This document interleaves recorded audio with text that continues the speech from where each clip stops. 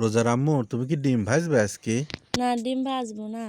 ডিম ভাপা সিদ্ধ করে রান্না করব। তাই সেটা আবার কি ওই জিনিস? পাটালু দিয়ে ডিম ভাপা করে ডিম কষা রান্না করব।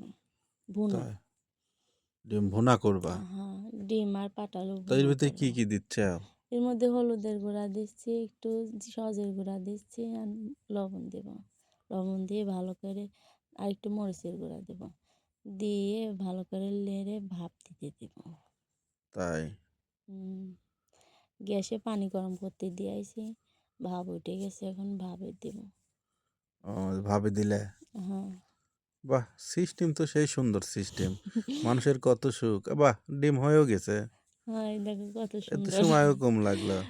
দেখছো, ঢাকা ছিল কত সুন্দর দেখা গেল। আহ, আর যে আগলা করছে, আর সেই সেই তোমার পাটা আলু কই? তো এই যে তোমার পাটালে যে চলবে এখন।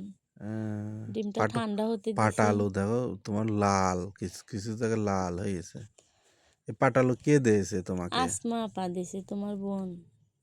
বড় আপা দিছে? হ্যাঁ, তাই আসমা আপারা ওরে গেটের কাছে লাগাইছিল, হয়েছে মাটির নিচে, তাই দিছে। মাটির নিচের পাটালুই বেশি ভালো লাগে, আর ওই গাছে পা ধরে পা ওগুলো ভালো লাগে না বেশি পাটা একটা। আলুটা কিন্তু খুব ফ্রেশ। ওগুলো একটু শক্ত শক্ত হয়, বেশি একটা ভালো লাগে না। আর এই হ্যাঁ মাটির নিচের গুলো ভালো লাগে। হ্যাঁ, পাটা আলুটাও কিন্তু সেই ফ্রেশ। আর পাটা তোলে আলু ভাপ সাপু। দিবে? হ্যাঁ, ওই যে ডিম সেদ্ধ করছিলাম, ভাপ দিয়েছিলাম ওই পানির মধ্যে। এই ভাপ দেওয়াটা আপনাদের দেখাতে পারলাম না, আমরা সরাসরি রান্নায় চলে আসলাম। তেল দিল, এখন কি দিবে? এখন ওই ডিমগুলা কেটে রাখছিলাম, ওইগুলো ভাজবো। কিছু আহ, কিছু জায়গায় কাঁচা থাকে, ওইগুলো ভাজলে পারে হয়ে যায়, সে ফুলভাবে সেদ্ধ হয়ে যায়। আর ওই এই গন্ধটা আর কয় না। আর না, কাঁচা গন্ধ কয় না। আহ, এখন আমিও আছি এখানে। এখন ওই তিনজনের তিনটা আস্ত রসুন দিছি, এগুলো দিয়ে মশলা সব কষাবো। মশলা কি কি মশলা দিলে? মশলা মরিচ দিছি, মরিচ বাটা দিছি, আর একটু সজের গুঁড়া বাটা দিছি, একটু মরিচের গুঁড়া দিছি, একটু হলুদের গুঁড়া দিছি, আর ওই বাটার মধ্যে একটু সজের গুঁড়া দিছিলাম, আর জিরা দিছিলাম। একটু লবণ দিয়ে ভালো করে কষায়, এখন সব কিছু দিয়ে ভালো করে কষাবো। এর ভিতরে কি গরম মশলাও দেওয়া লাগে? গরম মশলা বাটি রাখছি, পরে দেবো নি। তাই হ্যাঁ, নামানোর একটু আগ দিয়ে দেবো নি। তো গোস্তর মতন লাগতেছে, মনে হচ্ছে গোস্ত কষাচ্ছাও। গোস্তর মতো করে রান্না করতেছি। আহ, ভালো করে কষালে পারে ভালো লাগে। যে কোনো তরকারি বেশি করে কষালে পারে ভালো লাগে, খেতে টেস্ট লাগে। এখন দেওয়া হয়ে গেছে, এখন বলক এসে গেছে, এখন ওই ডিমগুলো ভেজে তুলে রাখছিলাম, ওগুলো এখন দিয়ে দেবো। কিন্তু যাই কো, মনে হচ্ছে না যে এটি ডিম রান্না করতেছে, আমার তো মনে হচ্ছে গোস্ত রান্না করতেছে।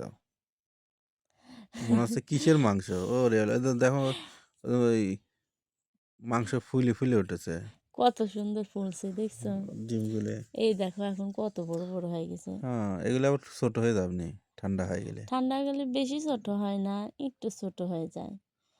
তা দেখো তারপরও আমি একটু টেস্ট করে দেখবো ভিডিওটা এখানে কেমন যেন হয়ে গেছে।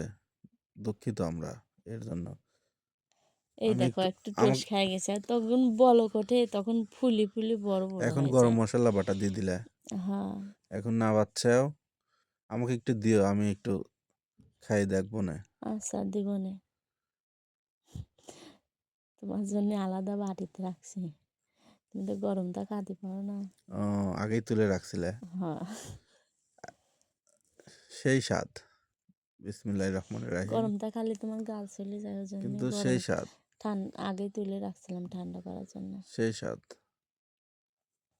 আলুগুলা গলে গলে গেছে, এত হ্যাঁ, বড় করে কেটে দিলাম, তাও দেখো গলে গলে গেছে। সেই স্বাদ হয়েছে। এই এই ডিম রান্নার আজকে একটা মজার ঘটনা আছে। আমার মেয়ে মনে করছে মাংস রান্না করছে, ওই জন্য আমার মেয়ে রোজার আম্মুর থেকে হাড় চাচ্ছে, খাইতে লাই করছে, হাড় দাও।